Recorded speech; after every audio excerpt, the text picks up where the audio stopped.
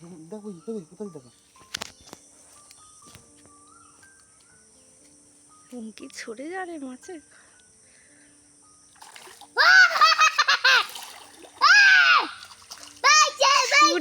মাছ উঠেছে, চল। Hello friends, আজ আমরা চলে এসেছি ছিপ ফেলার ভিডিও বানাতে। দেখি আজ কত মাছ ওঠে। আর সঙ্গে আমার ছোট সদস্যও চলে এসছে। তাই দেখো বন্ধুরা, আজ আঠাগুলো নিয়ে চলে এসেছি। এই আঠা দিয়ে আজ মাছ ধরবো ছিপ ফেলে।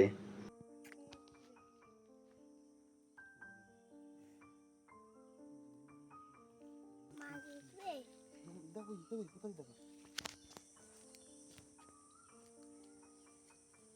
আর এই দেখো বন্ধুরা, ছিপ ফেলার সঙ্গে সঙ্গে ছিপে টান পড়েছে। টানতেই বোঝা গেল একটা মাছ উঠেছে। মাছ উঠেছে, চল। আর এই দেখো বন্ধুরা, একটা রূপচাঁদ মাছ উঠে গিয়েছে। এটাকে বড়শি থেকে ছাড়িয়ে আমি বালতিতে রেখে দিলাম। কিন্তু বন্ধুরা, বালতিতে রাখার সঙ্গে সঙ্গে মাছটা লাফিয়ে নিচে পড়ে গেল। তাই সেটাকে আবার তুলে বালতিতে রেখে দিলাম। আর ছোটকু এত মাছ নিয়ে খুশি যে সে বালতিটাই হাতে করে ধরে আছে, বালতি ছাড়ছে না কিছুতেই। তারপর আবার আমি বড়শিতে আঠা গাঁথতে শুরু করলাম আর জলে ফেলে দিলাম। বড় বড় মাছগুলো উঠতে পারছে না, কুচি কুচি কেন ওঠে? আর ফেলার সঙ্গে সঙ্গে মাছ এসে টান মারতে আরম্ভ করলো। তাই তাকে একটু খেলিয়ে খেলিয়ে তুলে ধরলাম। ছাড়বে নে, ও গেতে গেছে। কিন্তু বন্ধুরা, যত বড় মাছের আশা ছিল তত বড় মাছ হয়নি। একটা মাঝারি সাইজের রূপচাঁদ মাছ উঠেছে।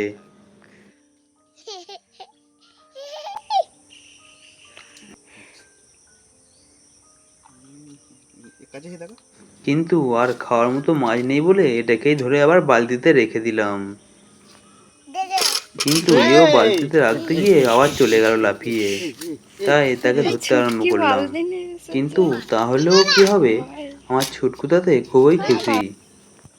এরপর আবার আমি বড়শিতে আটা গেঁথে নিচে ফেলে দিলাম।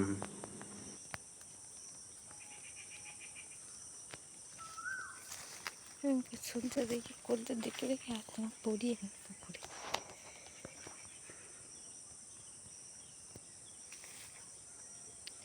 ইস, বদমাস আছে।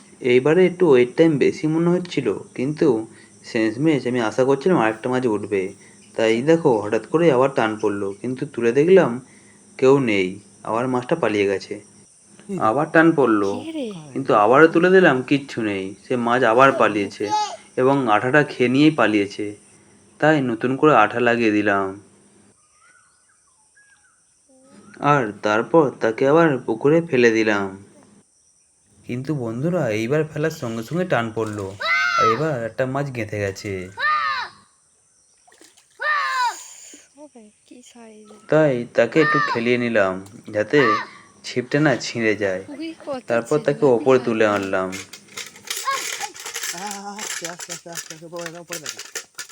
ছোটগুলো ছেড়ে দে। কি হলো? সেটাকে এবার ভালো করে ছাড়িয়ে নিয়ে বালতিতে রেখে দিলাম। এরপর পুকুরে আবারও ছিপ ফেললাম, কিন্তু অনেকক্ষণ ওয়েট করার পরও কোনোভাবে কোনো মাছ উঠছিল না।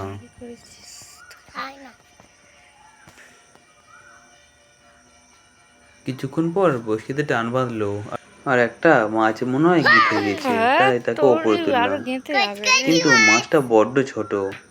তাই তার থেকে মায়া হলো আর তাকে পুকুরে ছেড়ে দিলাম। এরপর এই পুকুরটা চেঞ্জ করে পাশের পুকুরে গিয়ে ছিপ ফেলতে আরম্ভ করলাম। সেখানেও ছিপ ফেলার সঙ্গে সঙ্গে ঘাই করতে আরম্ভ করলো মাছে। তারপর বড়শিতে গেঁথে গেল একটা মাছ, কিন্তু এই মাছের চক্করে আমার ছিপটা ভেঙে পুকুরে পড়ে গেল। তাই বাধ্য হয়ে আমাকে পুকুরের নিচের দিকে নামতে হলো এবং মাছটাকে হাত দিয়ে ছাড়াতে হলো। কিন্তু মাছটা ছোট হয় আমি তাকে পুকুরে ছেড়ে দিলাম। তারপর পুকুরে আবার ছিপ ফেললাম। এরপর বড়শিতে আবার টান পড়তেই আমি টানাটানি শুরু করলাম মাছের সঙ্গে। কিন্তু পরক্ষণে বোঝা গেল মাছটা আমাকে বোকা বানিয়ে খেয়ে পালিয়ে গেছে। কিন্তু পরের বারে আবার মাছটা উঠে পড়লো। আর সেই মাছটাও ছোট হয় আমি তাকে ছাড়িয়ে নিয়ে পুকুরে ছেড়ে দেওয়ার চিন্তা ভাবনা করলাম।